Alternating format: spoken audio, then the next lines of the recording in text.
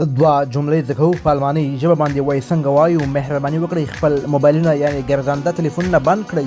دا جمله په المانۍ ژبه داسې وایو: bitte schalten Sie Ihre Handys aus. وایي خپل موبایلونه بند کړئ.